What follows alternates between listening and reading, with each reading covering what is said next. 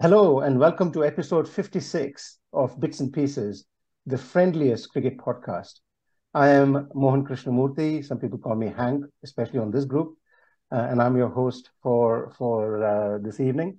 I'm dialing in from Australia, and we have a panel of six people from all over the world. So we'll start introducing everyone in a minute. But first, episode 56. When we started this, I never thought that we would make it this far, to be perfectly honest. And to all our 56 subscribers, why? Don't you have a life? Don't you have anything else better to do? 56, as you might know, is the sum of the first six, that's six, okay? The sum of the first six triangular numbers, that's 1, 3, 6, 10, 15, and 21. And that's 56, making it the tetrahedral number. So it's appropriate that we have six members on today's panel, not three, not four, not five, but six. And 56 is also the sum of the first six consecutive primes. Well, not the first six, but six consecutive primes, 3, 5, 7, 11, 13, and 17. So again, it's appropriate that we have six panelists today in the prime of their health and wits for you today. 56 is also associated with Joe DiMaggio's 56-game hitting streak with the New York Yankees, a record that still stands today. But don't worry, Bits and Pieces is going to break that streak next week with episode 57. So unlike DiMaggio, our streak will continue, or I should say Dimagayo. But yeah, okay, I set the bar. Okay, that's it. So I set the bar so low that the only way is up from here, guys. So in episode 56, we are doing our intro slightly differently. We will do a relay intro of the panel today. So on to our first panel member. Week after week, we promise to weaken your wits with our weak puns, quick wit, and even if the candle wax melts, the wick will continue to burn. So Vikas. He was on our first Bits and Pieces episode, his first Bits and Pieces episode in episode 32. And after that, he gave up 10 episodes to move on to episode 42. And he promised to be on episode 52, our decennial guy, and he volunteered to be on 52, but he weakened out. And here he is on episode 52. But I want to read something from Vikas's post to our WhatsApp group. So we have a WhatsApp group in which most times after the episode is over, people listen to it and says, and to put in messages like job well done, lads, well played, superb editing, tight finish, tight editing, what a part, what a week that was, well played, what a, and all that sort of stuff. However, Vikas's message after episode, I think it was 53 or 54, went for pages and it's worth reading. 54, yep, went for pages and it's worth reading. I'm going to read it. As you know, Bits and Pieces intros go for about half an hour and then we talk about cricket for 5 minutes. So this is what this is what Vikas says. He says, lad, took a chutti today because anniversary and all that. Anniversary, okay? And I started... And all that also. All that also. And started listening to today's pod on our way to the vet for a routine appointment for our pet, name suppressed. Handed my wife, name suppressed, the steering wheel as I sunk in the passenger seat to continue listening to the pod on the earphones. Of course, by default, the pod started with playing on the car studio. Usually when this does, we switch to music or some other pod that both of us can relate to. But for some reason today, we didn't. She began asking questions about who these idiots are. Idiots is quite right. Nitin, Chops, PGK, Hank, and why they are bending over backwards to please this Sidvi guy. I told her. The pod went on to interesting anecdotes about Suresh Saraya, Peshawar, fake hotel bills, Mahesh writing letters to Sidvi, ICL, etc. From the corner of my eyes, I could see the intrigue in hers. She asked a lot of questions about each of these, had to pause many times to explain the context, etc. We laughed at every stupid Nitin's joke together, looked at the wall during his career and ceiling after, Chappell's middle finger, and even stupid references to former CI employees and Satu. We laughed at failed joke attempts like Nitin's 50th attempt at the Aksar KL getting married news, but not to each other. And guys, we've been with each other for 9 years. I have enjoyed so many memories together. For the first time today, thanks to you idiots, we enjoyed cricket together. Thanks for the lovely anniversary gift, you idiots. So this is Vikas's message. Aw. Yeah, exactly. Firstly, what a lovely note, Vikas. And secondly, why would you put your anniversary and all future anniversaries at severe risk thusly? Over to you, Vikas. Thanks for the lovely intro, Hank, sir. So lucky are those who get to enjoy their most favorite sport with their most favorite person in the world. Glad it happened to me, and it happened to me on my anniversary. So, as you said, I call myself the Seema Tapari of the podcast. I arrive only when Because, the stars align. because are you saying your favorite person in this world is your wife and not Surya Kumar Yadav? He comes a close second. They are from the same campus, by the way. They were neighbors Oh, growing up. Yeah, Oh, okay. wow. Sky's yeah. the limit from So here. that's Keep going. another reason to like Sky. So I arrive, like I said, only when the stars align, and the stars have well and truly aligned for so many cricketers with so many weddings happening in the recently concluded week. But then moving on, just like cricket is a truly global sport with a grand total of 25 countries playing it, 15 of which are the West Indian Isles. We are a truly global podcast with panelists from as many as 14 countries, seven of which are the different Sundars from as many Emirates. It is therefore my pleasure to introduce yet another panelist from the country of the new Ashish Nehra, also the country against whom the old Ashish Nehra recorded his best ODI figures. And just like Prince Harry listened to Tunak Tunak Tun in his lowest moments, Rishi Sunak Sunak Suns to his London neighbor of his um, residence during his lowest moments. He is not Rishi or Rishi as they call him in my part of India, but this is Bisi, aka Nishant Biswal. BC is actually my super senior from college, and hence his only job today is to ensure that I am not the least famous person in this panel. Because at 189, I have exactly 2.5x the Twitter followers as him. 2.5x is also the speed at which he listens to his other favorite podcast, The Seen and the Unseen. And before you guys start listening to our pod at 2.5x, BC, it's over to you. Hey, thank you so much, guys.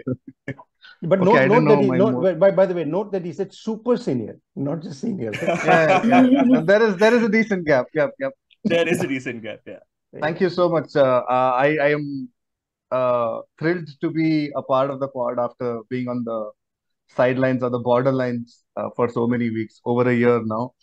Um, but it's I just want to take a small detour on Vikas's long message about his car ride, because I listen to the pod when I do the dishes at home, and I listen to it on speaker, right?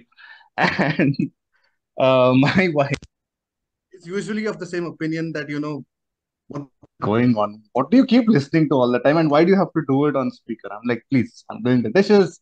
This is Zen moment. Let me continue doing what I do.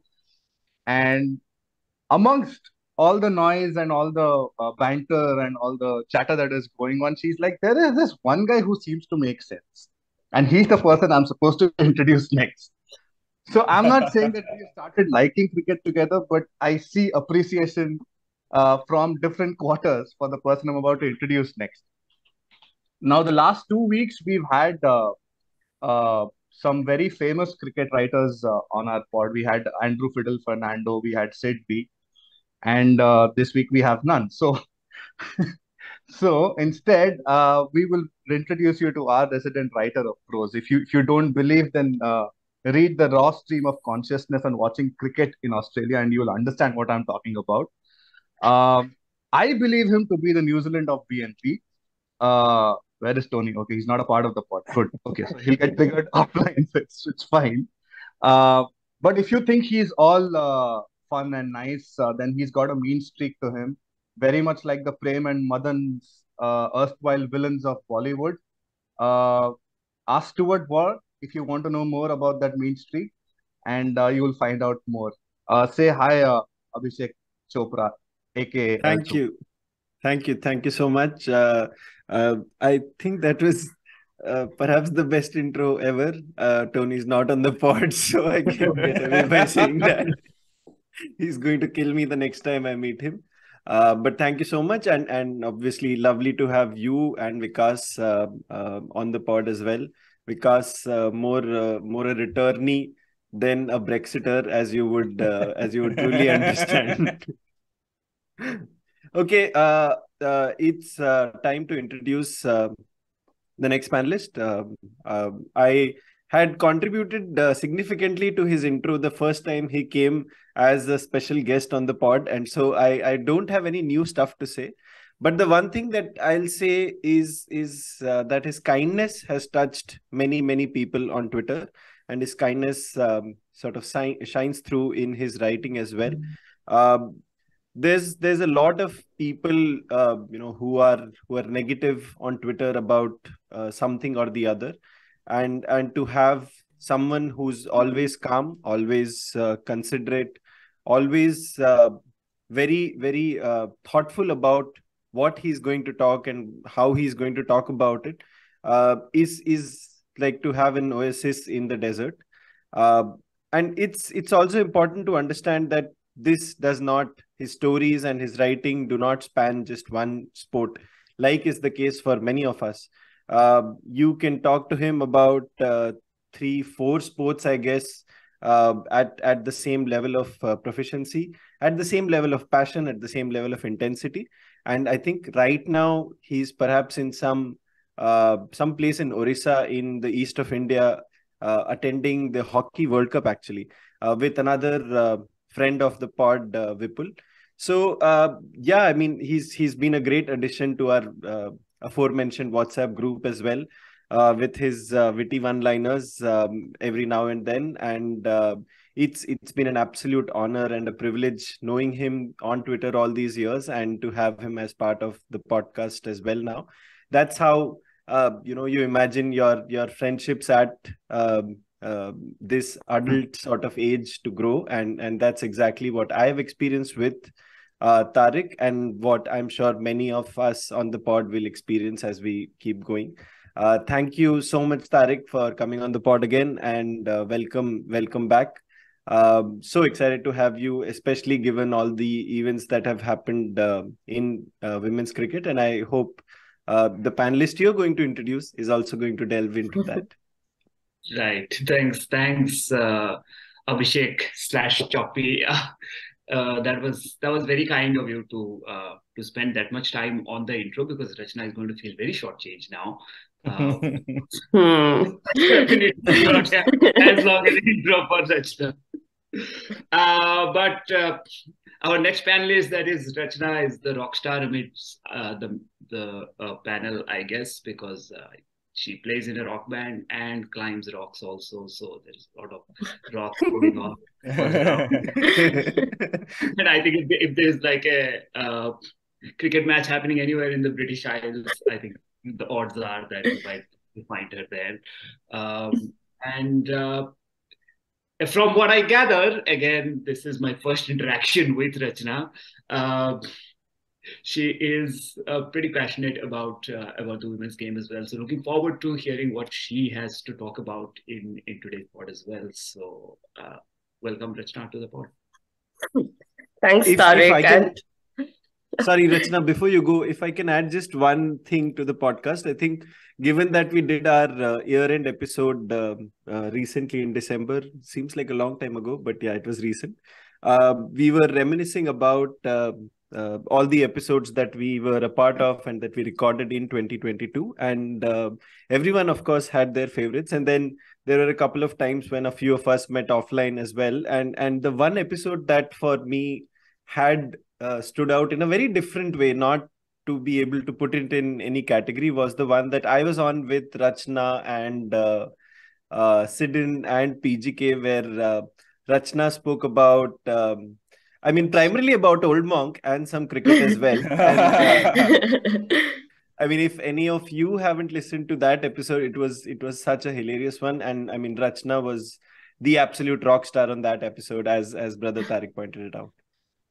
Yeah, given that India lost to New Zealand last night, we know someone who might need the Old Monk, Rachana. I have one more bottle at home at the moment. But thank you so much, Tareque and Choppy as well. I did not expect any of the rock references to come in this podcast, but I was just thinking about, sometimes when I do rock climbing trips, I have my phone open and I'm watching the match at the side while I'm belaying the person climbing above. And no, not my rock climbing friends are not fond of my cricket, obsession. Yeah.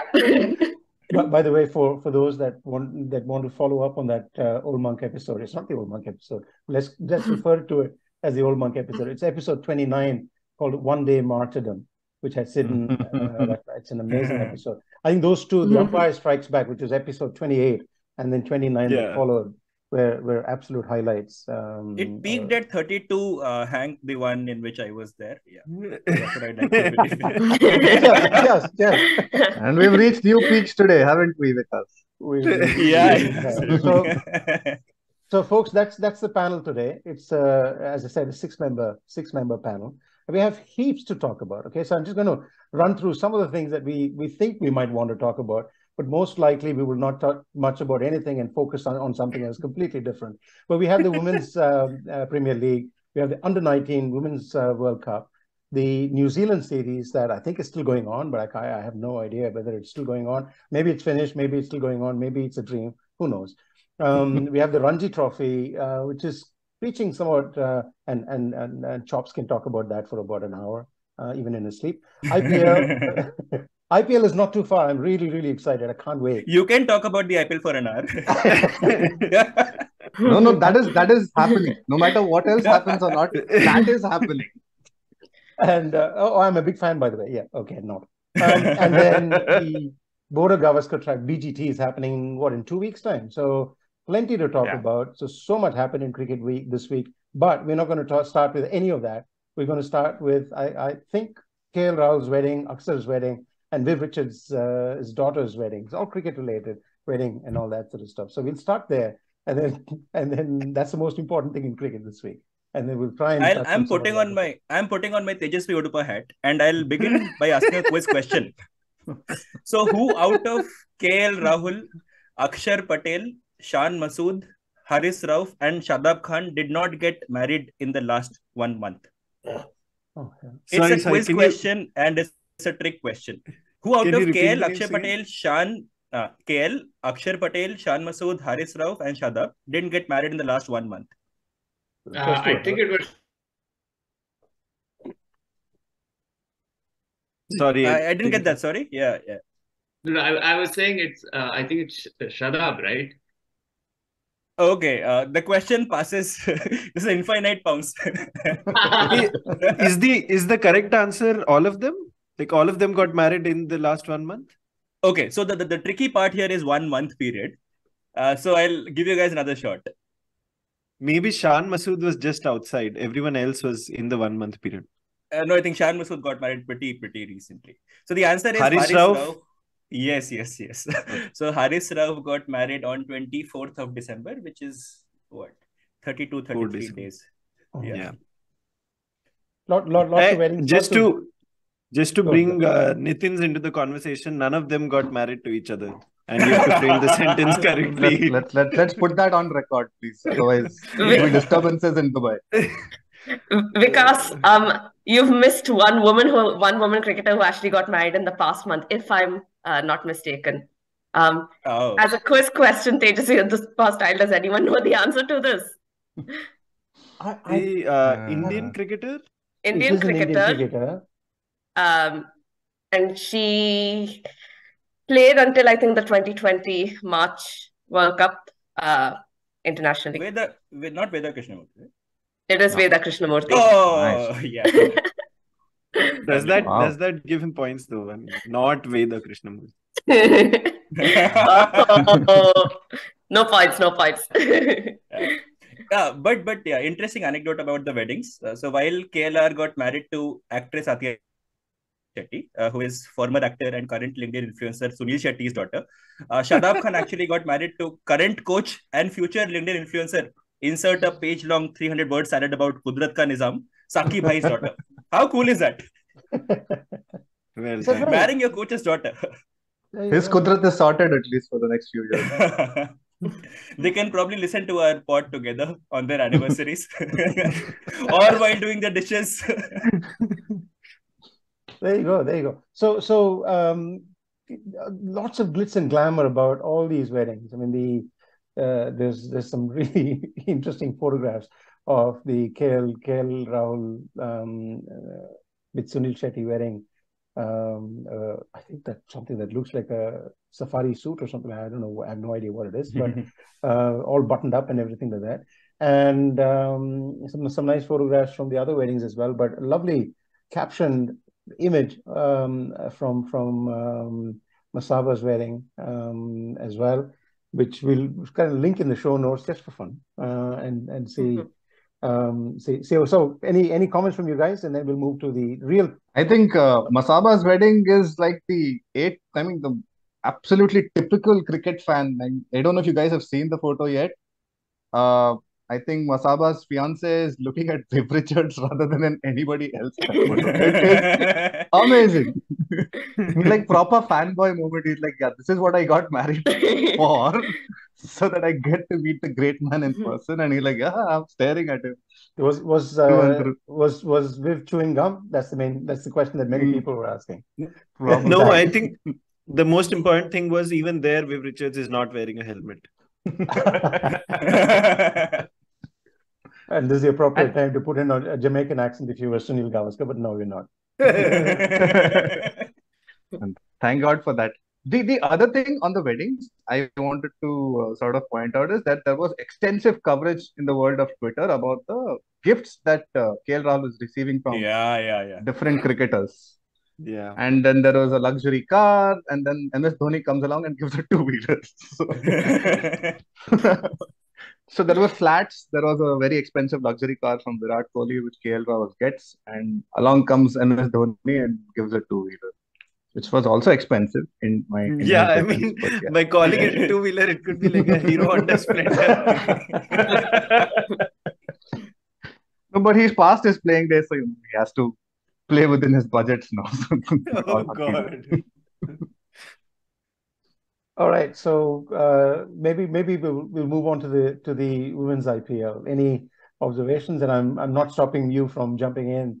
Tareque, Rachana, fight over. Which one of you wants to jump in first? Before we go there, Hank, WPL should be your kryptonite, right? You love women's cricket, but you hate the IPL. No. I'm totally. Let me start by saying I'm really going to try and watch every WPL game. Time constraints permitting. I'm really excited by it. I can't tell you how excited I am with the I'm disappointed the CSK didn't go for a team. Let me put that on record as well, as one of the most influential clubs in the IPL, of which I saw the first 2 seasons. I think CSK should have gone for, and it's really disappointing they didn't go for it. But maybe Ashwini Mama had other plans. Yep. Go for it. Okay, so I'll quickly jump in with one point before anybody wants to pick it up, which is the price points of the franchises. So we had done some number crunching about what the price point ideally should be like, what we in fancy consultant speak called price discovery. But the only thing we discovered about the price that it's ridiculously high because these valuations are like way out of line of any financial model that you could make for these franchises, of what kind of money they could earn if you're looking at it as sort of a business. So which I think was the most interesting thing about the whole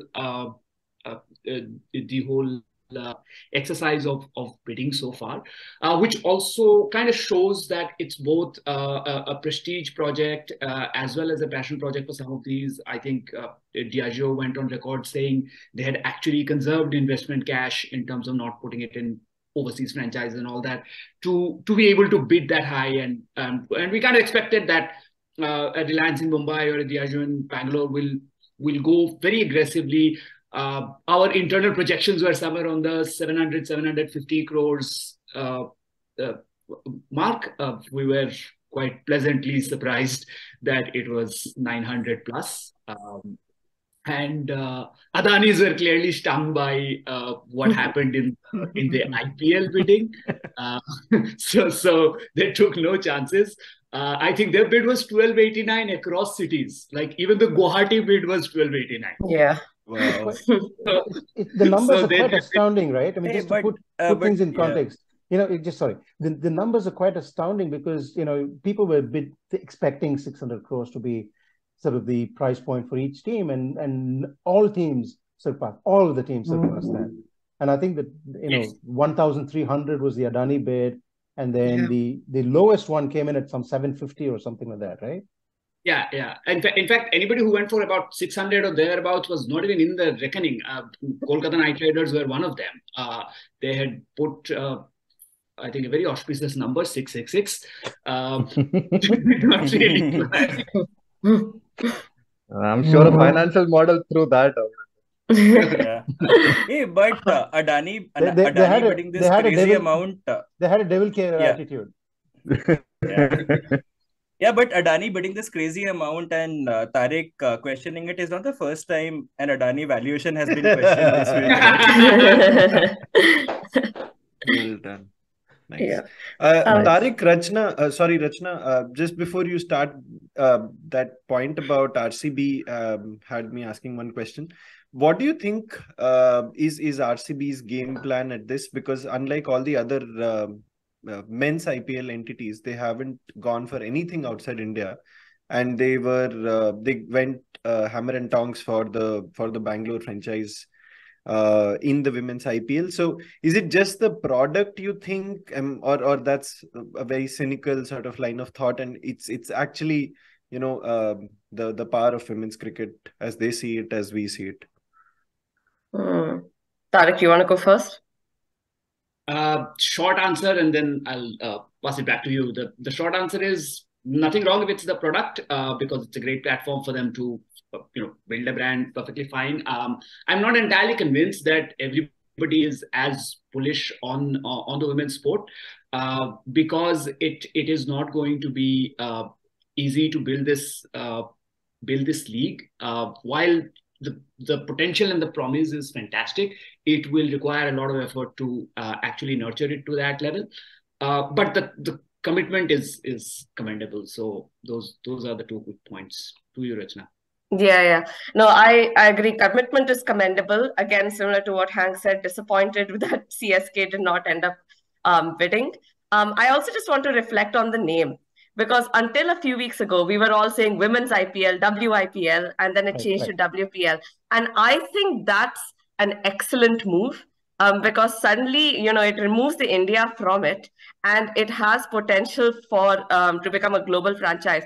And, I was just looking at, you probably all know this better than I do, but, the South Africa leagues, for example, is called like, Mumbai Indian Durbans, all of these in the India names, linked to some city there. And so I'm really impressed by that, and I think that has potential. And obviously, in a way, it kicks the English Premier League in the ass. Amazing that that's the only thing, perhaps, that I'm really excited about, that they've signaled it as not quite an Indian league. Nothing wrong with it being an Indian league, but they've signaled it. And that signal is really, really important, because a lot of the players, especially from Australia and England, were saying, why doesn't India have a Premier League for women? And they've just called it the Women's Premier League. Fantastic move from that perspective. And correct me if I'm wrong, Tareque, but the total valuation of the bid from the WPL for all 6 teams, considering there are only 6, not 8 teams, even with 6 teams, 5. Sorry, 5. But even with that, they've beaten the original men's. Original men's, yes, which is quite fantastic. Wow. So in fact, the total was about 4,500 crores or so. Right. Even for the broadcast rights, right? So the rights for WPL was taken over by Viacom 18 for almost 1,000 crores. The first edition of your favorite event went for something around 3,000 crores. So in terms of real exchange rates, this is at par, if not more. But and I think if you adjust per game also, it's pretty much like up there. Right. But I just still can't get over the insane amount the Adanis paid.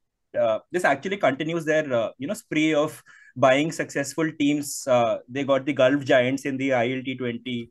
They actually have 4 teams called the Gujarat Giants. So they have Gujarat Giants, the Legends League cricket team, Gujarat Giants, the Kabaddi team, Gujarat Giants, the Kho-Kho team, Gujarat Giants, the boxing team, and NDTV, the news team.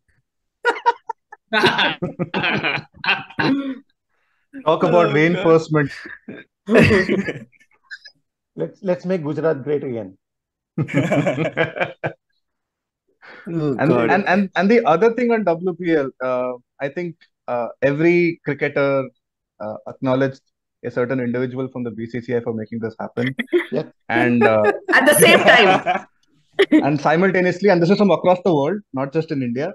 And I think Roger Binney is no longer a person non grata now going forward. I just wanted to say that.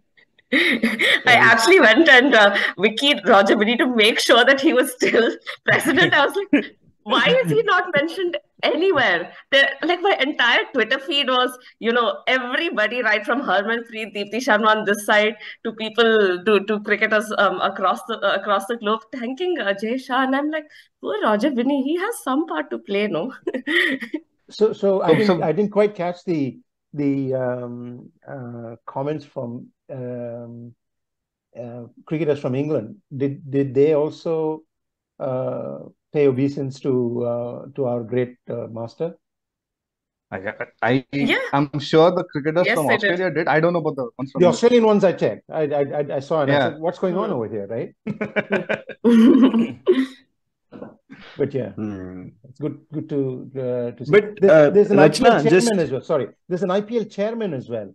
So a guy called Dhimal, Arun Dhumal. Arun Dhumal, yeah. He was not mentioned in anything at all. I mean, he's actually the chair of the league. That, if I'm not mistaken, he wasn't mentioned in anything. I think he was part of the process.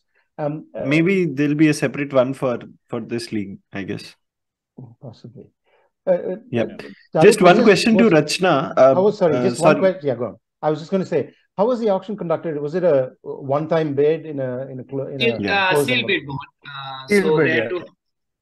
To submit a sealed financial bid. In case of a tie, they would do like a rebid and things like that, but that was unlikely anyway. So it was just the 5 highest bids that went through. Okay. Just one question to Rachana that I had. I mean, you seemed a little like less optimistic than I thought you'd be about the league in general, Rachana.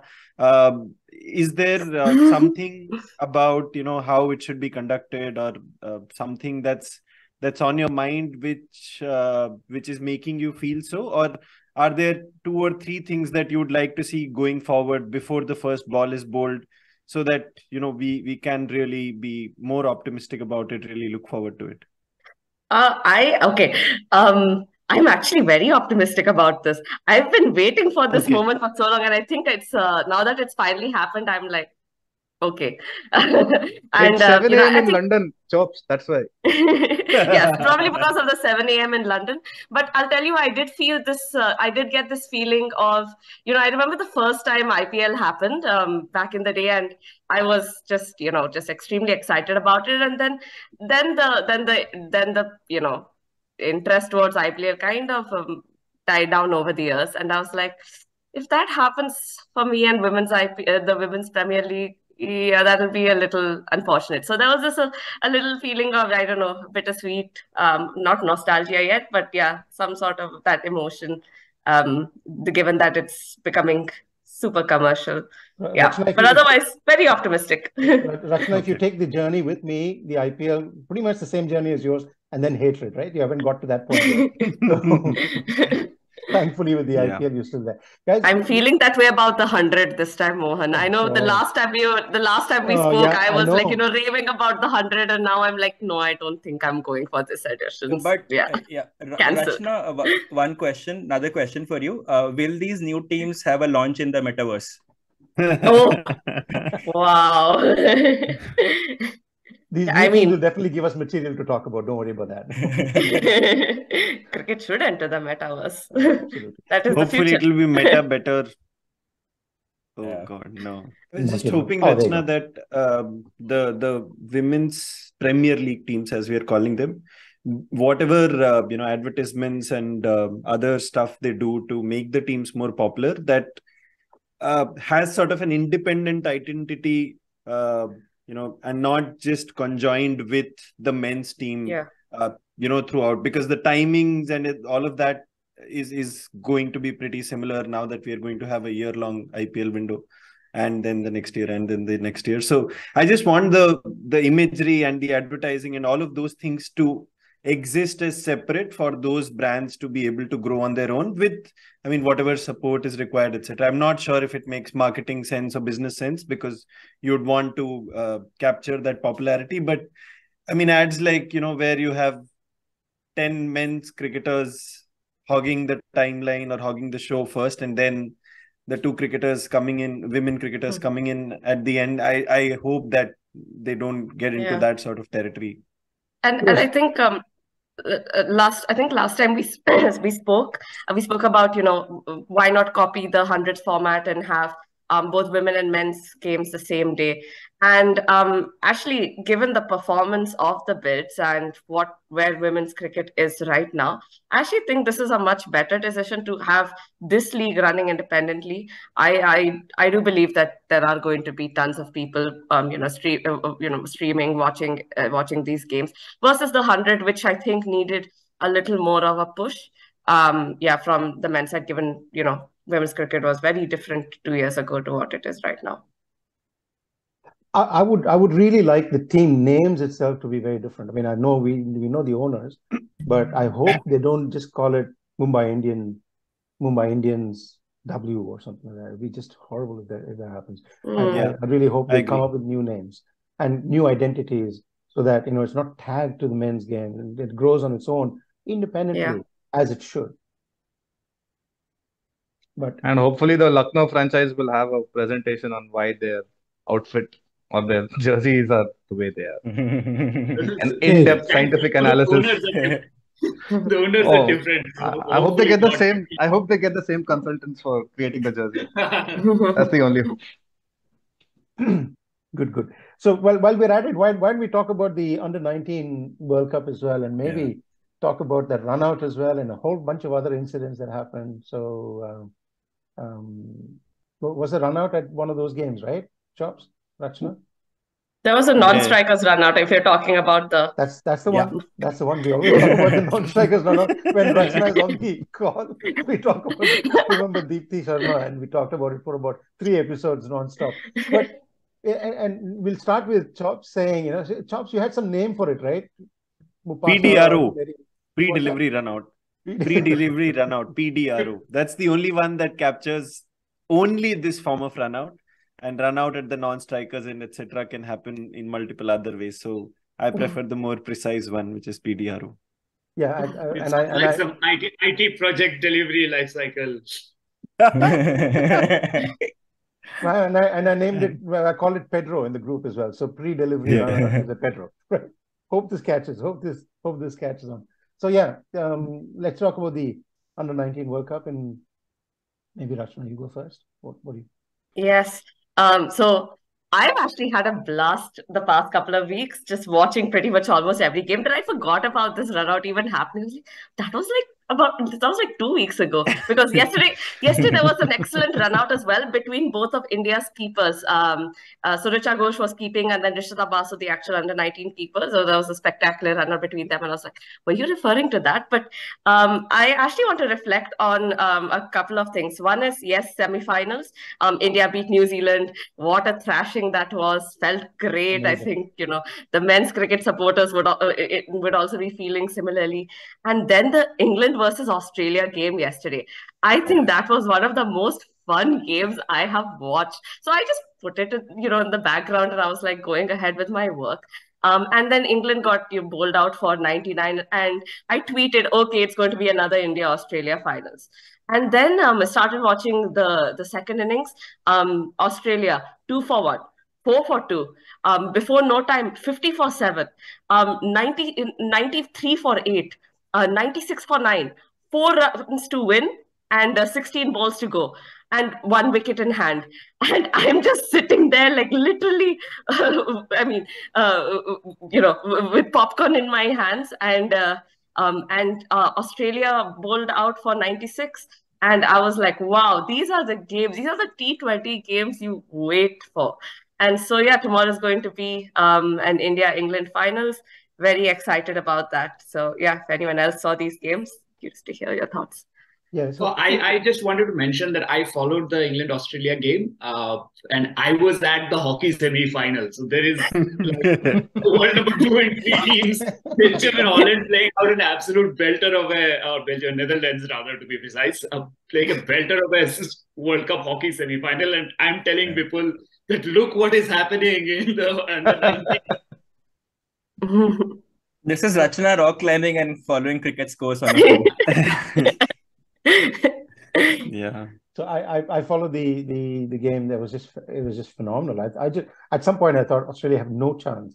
And you're right, the 57-7 or something like that. And then they came to within spitting distance of winning, and it was just amazing. What a game it was. And it's just quite amazing to see these kind of close games, exciting games as well. What do you rate the chances in the finals? Yeah.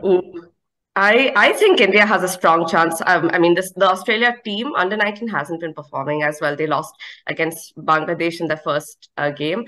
Yes, they thrashed us a couple of games back, but their performance has been, in my opinion, more of a mixed bag, at least compared to India. So I'm rooting for India and rooting for Shafali Verma's captaincy. Yeah, I just wanted to get your thoughts on that, Rachana. I think there's been a lot written on this topic of whether someone like Shafali, who we've seen wear the senior colors for so long, should they be playing in this kind of format at all? And I mean, to be honest, I've not been able to make up my mind for either of the two sides. But what's your take on this? And should it be a one-off, or should it continue for at least the stronger nations even in the future? This is a really good question. I reflected a bit on it as well, and then I realized something. So if you look at both, the Australia and the England's team, most of the players, the under 19 players, many of them have actually played for either the 100 or the Women's Big Bash. They have that international exposure. And I think in the New Zealand as well, there's the Kia Super League, if I'm not mistaken.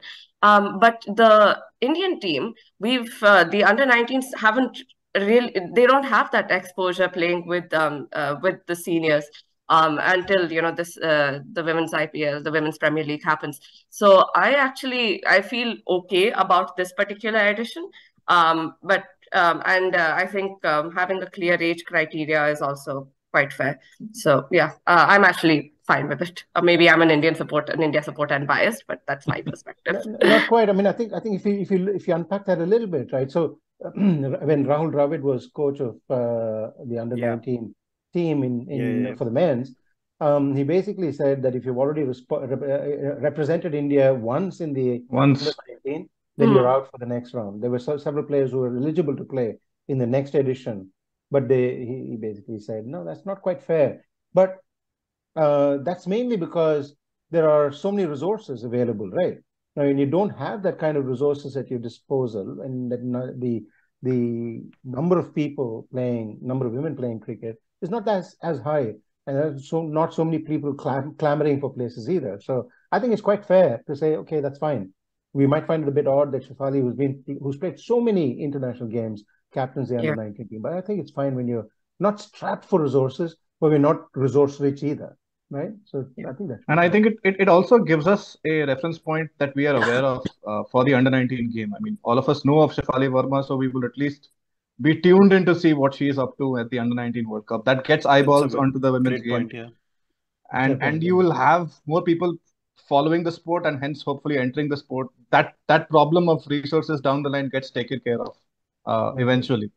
And maybe a few years down the line, we can do exactly what the men's team has done and say, you've represented India once, you continue vying for the senior team and make way for the others. But yeah, so it's happening on Monday, Sunday, India time. Tomorrow. Yes, Sunday for me. Sunday for you, yeah. But Monday morning over here in Australia, if I'm not mistaken, yeah. So follow it, and we'll talk about it, I'm sure, in the next part. Standout performances, Rachana, if you or Tareque following it. Yeah, Shweta Sehrawat for sure. She's been she's gotten out only twice during this World Cup. I think her average is something like 160 plus at this point. Yeah, for high score of 92 not out. So she's an opener. I would be keen. I would hope to see that she's at least gets selected in the WPL as an uncapped player. And there've been a couple of other interesting players from India's side as well. Parshvi Chopra and her leg spin, her googly was quite phenomenal. I've posted it on Twitter a few days back as well. But I think for me, what I really liked about this World Cup was, the associate nations participating and 16 teams. It was a big World Cup. And Rwanda's journey through this World Cup as well, and beating West Indies and Zimbabwe, again, quite an astounding feat. And then I was reading about the Rwanda's team's journey, and how did Rwanda get this good at cricket? And it all started as a form of an NGO's effort to empower women through cricket. Getting women from underprivileged parts of the country, finding people with potential, grooming them, and where they are today. So I think that it's a big hands off to that particular NGO. I don't remember the name right now. I'll share it for the notes. And Rwanda's journey.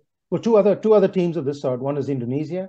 We saw them participating in this, and they're I think improving in their game. And the other one is UAE. I'll always watch UAE and what they're doing in the women's game very, very closely.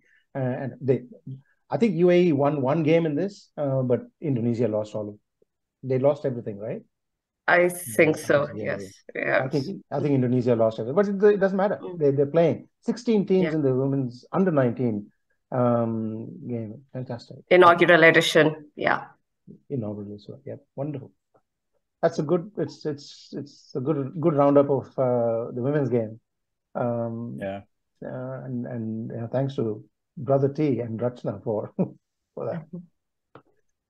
Moving on, shall we close the New Zealand series? Apparently it happened. Sky did something, and Sky played well. Go for it.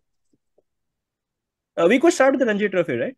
That's more topical, I guess. Go. So Ranji Trophy, we have the quarterfinal lineup ready. We have these 8 teams: MP, Bengal, Karnataka, Punjab, Jharkhand, Uttarakhand, Saurashtra, and guess what? Andhra Pradesh.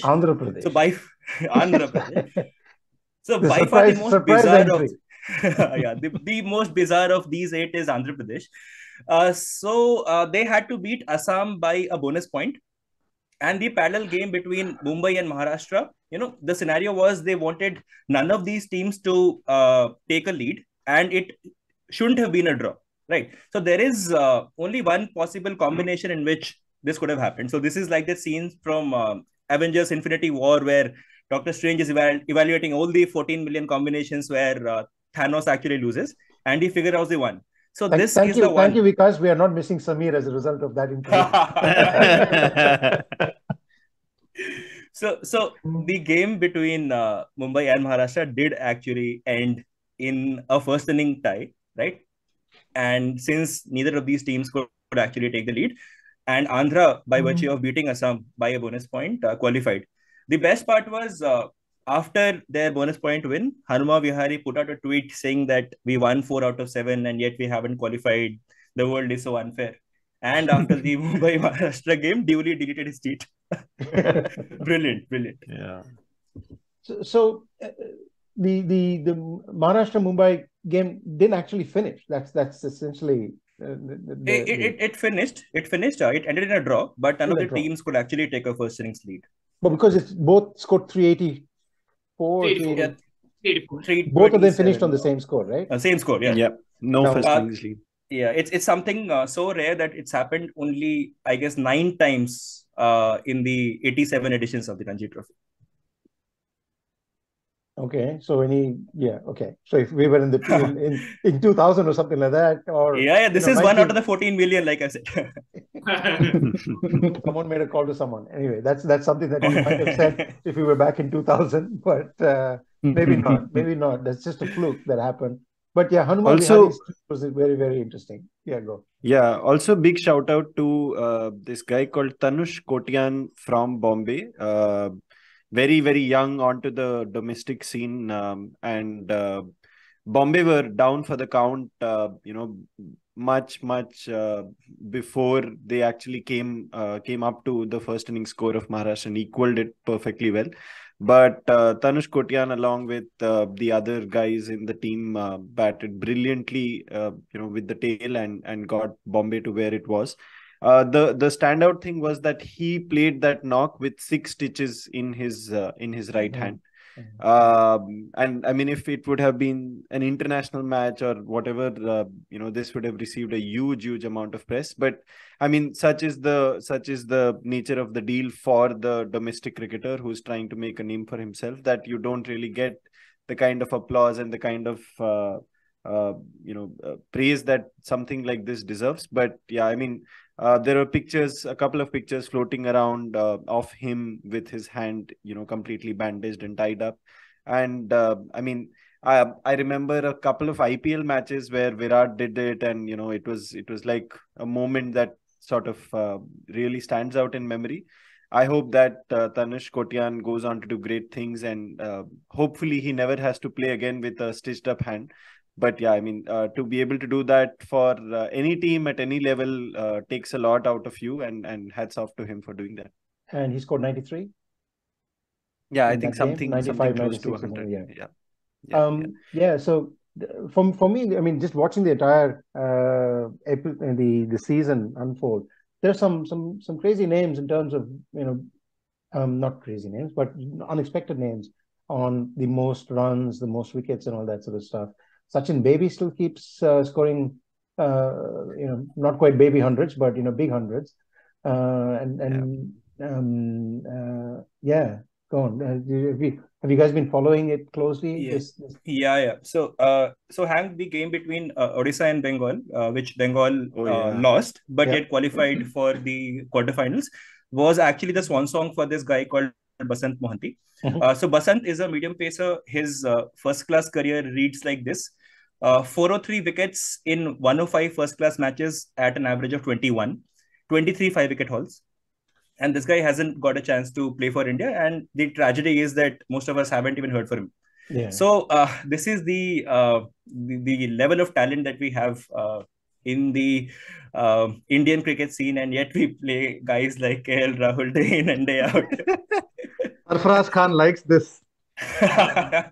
Sai Baba, please help. Manoj Tiwari actually put out a tweet about Basant Mohanty and his career. So incidentally, when Mohanty made his debut in 2007, his first-class wicket was Manoj Tiwari. And his last, or the 403rd first-class wicket, was also Manoj Tiwari. So he put it alongside a photo of Manoj Tiwari. So that was amazing. And you mentioned the top run scorers, Hank. The top wicket taker this season, I believe, is the good old Jalat Saxena. Jalat Saxena, yeah. He's been going on for forever. For years and years and years. Yeah. Exactly. Yeah, very similar first-class record. 400 plus wickets in approximately 100 games at an average of under 25. And he bats as well. Yeah. And that's why I said, if you look at the top scorers and of course we have to mention Prithvi Shaw's 379, was it? 9, yeah. Yeah. And took the record away from Sanjay Manjrekar, who's the father or the grandfather of this podcast, right? So obligatory bits and pieces reference and that hat tip to Prithvi Shaw for that. But yeah, if you look at the top run scorers and you have Sachin Baby in the top run scorers, Jalat Saxena in the top wicket takers, and so on. Not many spinners coming through. Not many good spinners, young spinners coming through. That's something that you have to watch carefully. And this is the Shams tournament. Malani, I think, has had a good Ranji Trophy. Exactly right. I was just going to say, yeah, that's it. Yeah. Another heartwarming story coming out from the Ranji Trophy has been the state of Manipur, and I was reminded of it when Rachana was talking about Rwanda. And there's this very nice article on Cricinfo which we'll put in the show notes. But essentially, there are two parts two tiers to the Ranji Trophy now. The lower one is called the Plate Division, where Manipur have made the final and they'll face off against Bihar in the final. And the exciting thing about this team is that all these northeastern states essentially, as part of the Lodha committee reforms, got so as to speak, full membership of the BCCI very recently, and since then they've been plying their trade in the tournament. And I mean, they've not been doing well for the most part, but a lot of them have had the influx of players who've seen the evening of their careers in their actual regular Ranji teams, and then the youngsters in those states were challenging them, and so they've sort of come to these new teams on lucrative deals. Manipur is an exception, and I'll quote from what this guy says. I think his name is Imo. Where's this? Yeah, Imo Rajkumar Imo Singh, the president of the Manipur Cricket Association. He says that we have a team born and bred in Manipur, a totally indigenous team. I'm not sure, that's the perfect word to describe it. But yeah, I mean, with the talent we have, we pushed forward only those who are actually from Manipur. They've done fantastically well. They also have, of course, had great success in multiple other sports for India. And to see them coming through in cricket with such force is amazing. They'll play in the higher division of the Ranji Trophy next year, having come to the final. So yeah, I mean, another great success story. Goes on to show how, if given some resources, etc., which was not the case with these new teams earlier, they didn't receive as many resources from the board as the larger, bigger teams. Now that they have, I think they're going great guns, and yeah, goes on to show the power of cricket for Rwanda as much as for Manipur. They're not Manipur, that's all. Indigenous is probably okay. Sorry, Tareque. the other thing to mention. Sorry, go ahead. Yeah, same thing, Hank. Yeah. The last round of Ranji matches also marked the arrival of Ravindra BJP Jadeja. Exactly. Yeah. 7 for 53. I was going to mention that. Not arrival, return. 7 for No, I mean arrival of the new identity, right? Oh, yeah. Fair. After winning the elections. It took some time of election duties to play some actual cricket for Saurashtra. Saurashtra actually lost the game, qualified for the quarterfinals, much like Bengal. But yeah, Jadeja bowled some 40-odd overs in the entire game and picked a second innings 7-for. Didn't score too many runs, but him actually bowling 40-plus overs in, what is it, like 2-3 weeks to go before the BJT is actually a pretty good sign. I think that's a good segue into the BJT part of the podcast. Oh my God, that sounded eerily close to BJP. But anyway, I heard BJP only. I said, where are we going? Where are we going with this? And the election news and all that. Yeah. Let's talk about BGT. Of course, the more we talk about these sorts of things, you stop me talking about the IPL. Well, that's okay. No. No, the BGT can wait. Yeah. BGT must wait. We must know about the IPL. Let's we'll all go on mute and you can do your Hank monologue. 5-minute rant. I'll do the rant in the end. But yeah, okay. I'm from the point of view of the Border-Gavaskar, I'm really happy to see Jadeja's performance in Chennai. There was something in our chat group that I think PGK said is, after all, Chennai. But Chennai is a difficult place to bowl as well, and it's not easy to pick up a 7-for in Chennai, especially when you have other players as well who are. There's another Jadeja in the team. Dharam Singh Jadeja. Saurashtra actually is a pretty good bowling side. They are a pretty good, all well-rounded team. Yeah. So there's with Dodia and Jadeja. There's the other Jadeja and Ravindra Jadeja. It's good to see Sir doing well, picking up 7 wickets and all that sort of stuff. So yeah, BGT, lots of exciting sort of interest. The Australian team has been announced. I think it's a really super strong team. And it should be a cracker of a series. The parallel series happening in between SA and South Africa and England. It will be interesting to see what happens here. So thoughts, guys? Bisi, go for it. You start. Yeah. Okay. So BGT, I'm fascinated by the news and the sound bites which are coming out from the Australian side. Like, so Marnus Labuschagne started the drill by taking on our resident scientist and Nobel Prize winner in R. Ashwin and saying, I'm doing these drills, I'm doing those drills. It'll be like a game of chess, checkers, yada yada, and I can't wait to pit my wits against Ashwin, and I can't wait for this Kutti story after the first test. I'm already waiting for it because he can do whatever the hell he wants. I'm sure I'm 90% sure he would pick what Ashwin's up to. Then there is Jason.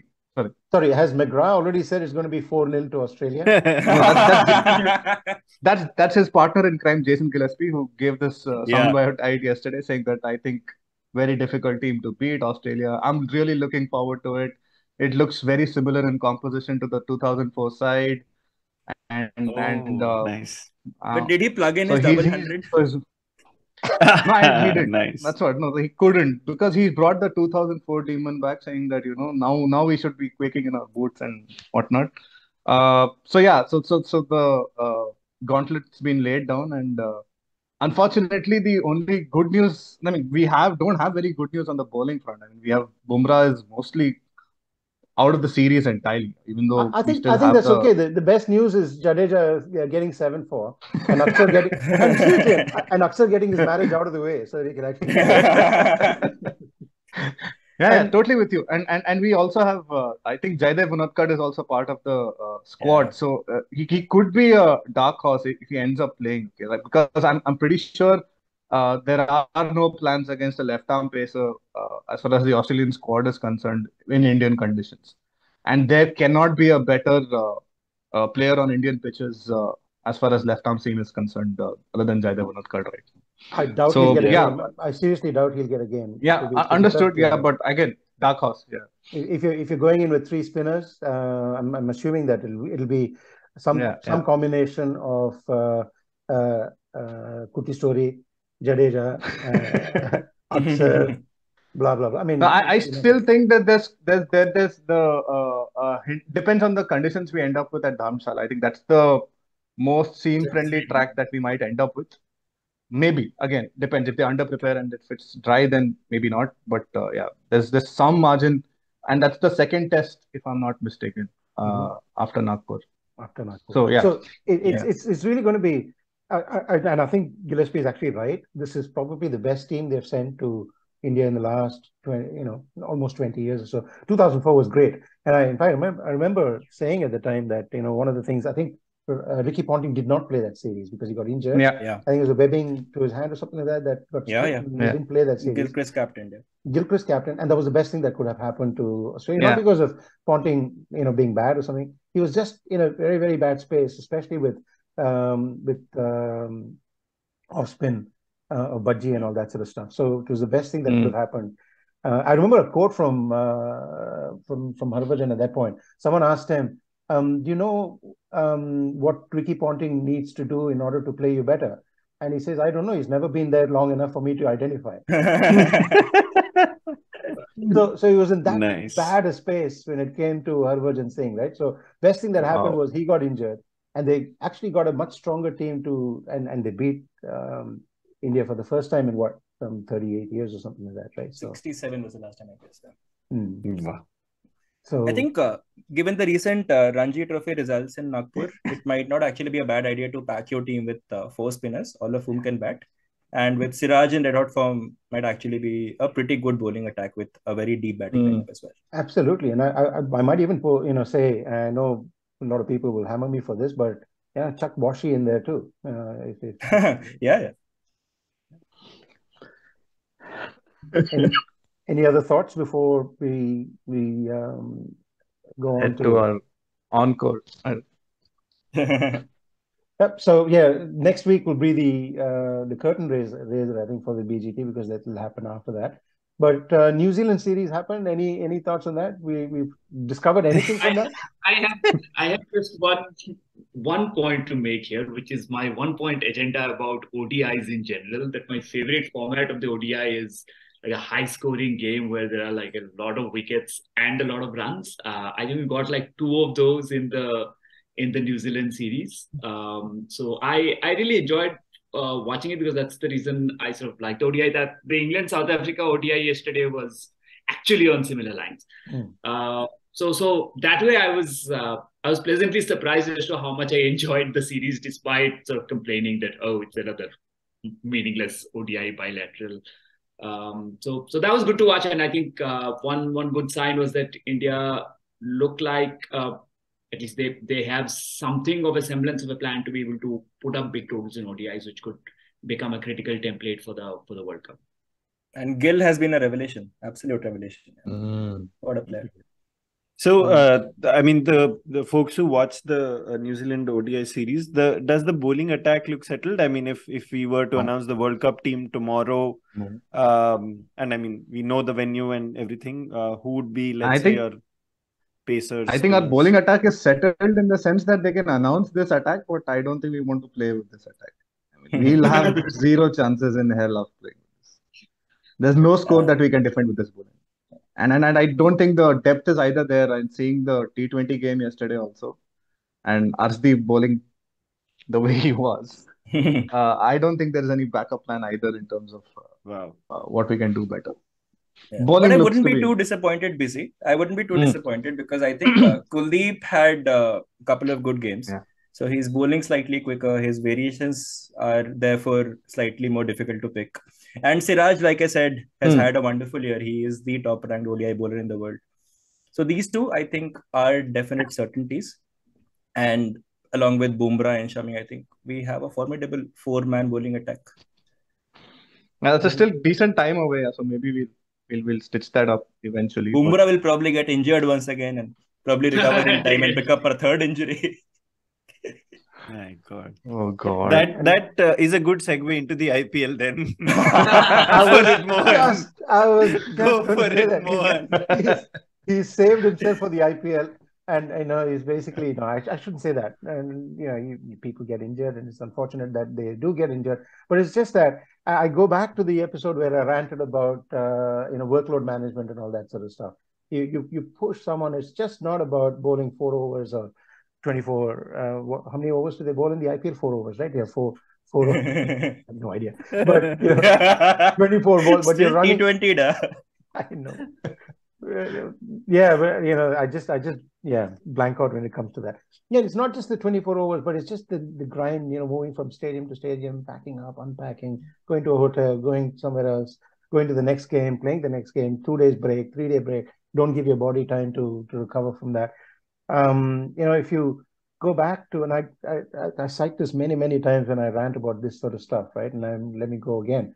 If you look at the Dominica test in 2011, which happened, well, the IPL happened, it started 3 days after India won the World Cup, or maybe 4 or 5 days after India won the World Cup. So you had a really hectic World Cup series, and India won, didn't even have time to celebrate the victory, and suddenly everyone was into the World Cup. And suddenly, there's 60 days of the IPL, and 5 days later they go to West Indies, and then in Dominica, when they have enough time to win the series, they say, give it up. And that's when I started really not liking the IPL, and it still stays, because it's not just that you're bowling 4 overs or running in to bowl 24 balls and so on. It's the feeling, it's the drills before, the recovery after, packing up, going to a different place, playing another game, and the workload management. I wish they are able to say to the teams, you have these contracted players, right? You can only use them for 6 games out of your however many that you're playing. Just basically workload manage your stars, especially the bowlers who keep running in and bowling. But I can't see that happening, because if teams are investing, these kinds of, huge amounts of money, 8,000 crores and all that on players. And we haven't even talked about bidding for players and winning players and all. That's even more than the money that they shelled out for just the brand that they acquired. It's going to be. Didn't the BCCI make an announcement saying that they will manage the workload of national contracted players? They did, but try and come up with a rule that actually implements it. Come up with it. Yeah, exactly. I think legally they can do that. Very unlikely. Why not? You can actually. Who are the BCCI's paymasters, right? They're not going to go against them. Come on. And if you have your workhorses that are continuously playing, if you imagine Virat Kohli and his workload, right? And by the way, nice segue into what Ben Stokes said yesterday. and when England lost, Yeah. he said, what would you put this down to? Is it this a word which starts with E and S starts with S and ends with E? It's basically schedule. So so workload management, schedule, and the unrelenting activity is what I worry about. Yeah, BCCI put out a tweet saying that or an article that they're going to manage it. Yeah, good luck. Seriously, good luck. When you're facing the Ambanis and the Adanis and all those people, good luck. Yep. Good luck with that. Yep. Sponsored by Hindenburg Research. Okay, so I've had my 3 minutes of rant. So Rachana, what do you think? She's finding the unmute button.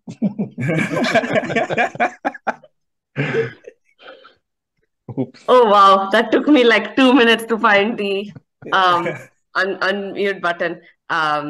Yeah, about the schedule tweet.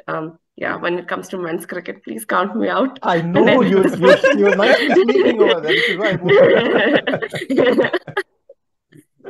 Mohan sir is playing that professor, right? The one kid who's sleeping in the class and throw a chalk at him. You answer. This is chalk throwing in the Zoom era. I mean, I know what you mean. To be very fair, I took a screenshot of us and I was just, yeah. That's what I did 2 minutes ago. Cool. So, yeah, anything to add, Chops, to that? No, I mean, it would be very bad omen to add something after the monologue. I mean, it's just you've hit the nail on the coffin, on the wall. All the nails have been hammered in. I think on the ceiling as well. On the ceiling. Yeah. I mean, it's just honestly. I mean, I've been on the fence about this, and I continue to be on the fence. I really don't know how things are going to pan out. I still think, if there's anything that can return par to the players, we hope that revolution comes as soon as possible. And a lot of cricketers whom we don't know enough about, etc., get treated like shit by their boards and their paymasters. I just hope that, that era ends as soon as possible, and the team sponsors or team owners go home happy, the boards go home happy. The only people who sort of suffer endlessly through this with low wages, etc., trying to make a name for themselves are the cricketers. So yeah, I just hope that there's a solution at the end of the tunnel which involves cricketers getting back into par. Thank you, everyone. Thanks for listening. Thank you, the panel of 6, for today's podcast. We're going into episode 57 next week, and that will beat Joe DiMaggio's record streak, apart from any number of other things that might happen. Same place, same time. Link, share, subscribe, like, all that sort of stuff. Say bye, guys. Bye-bye. Bye.